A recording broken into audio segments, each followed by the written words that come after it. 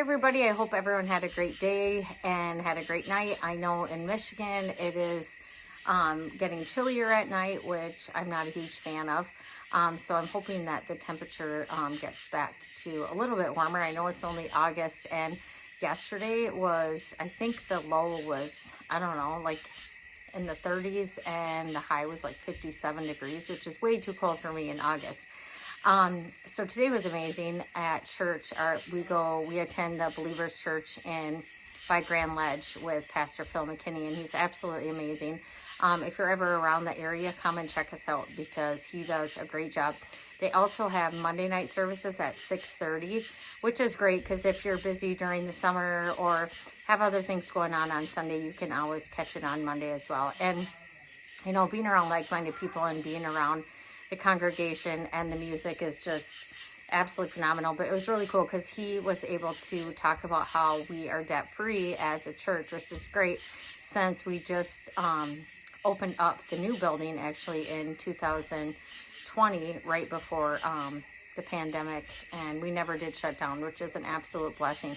Also, I wanted to talk about a book that I'm reading, and we're going to be doing this Bible study with our Bible study ladies starting in September, and it's called Strong in the Battle by Susie Larson. And you can look up her podcast. She's absolutely amazing. It's a really great book. She's been struggling with Lyme's disease for the last, I think, 30 years, I think she said. But she just has a great perspective on stuff as well.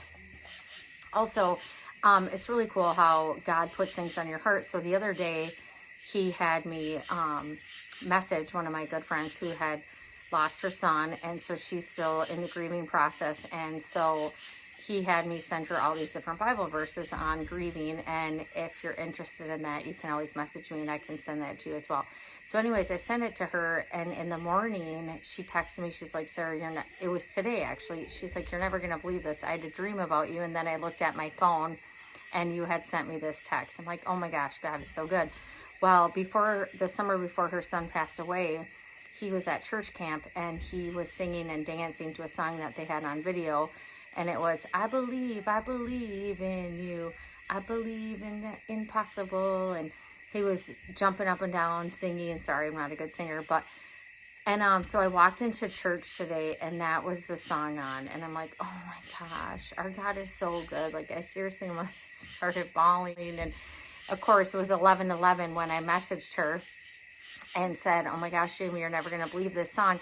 And Pastor Phil actually talked about numbers in the Bible. And number 2 is blessings and abundance. And number 5 for, 5 loaves of bread was talked about grace. The number 5 represents grace. So I just thought that was really cool. And you know what? The whole thing is, you know what? If it's up to me, it's meant to be.